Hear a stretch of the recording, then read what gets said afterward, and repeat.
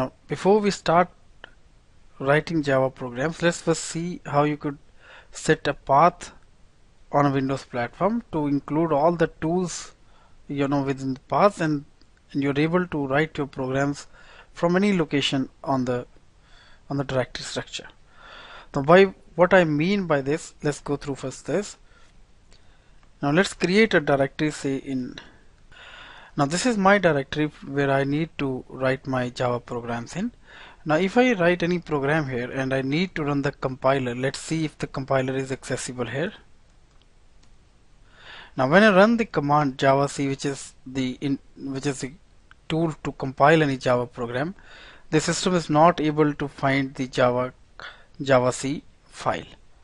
So we need to inform the system where it needs to search for the tool javac. Now we just gone through the directory structure and we know that all the tools, they are within the installation folder /bin. So we need to put that folder within the path so that the system is able to find all the tools you need, such as javac or Java. Now how do we set the path variable and what we need to include within the path variable? So just, if we can search for, say, environment variable, and we can edit the system environment variables, go to environment variables and search for the path variable here. Now here we have it. Then we can edit. Now append your bin folder path to this. Now I have my Java in D Java 8 folder and I append my bin folder to this.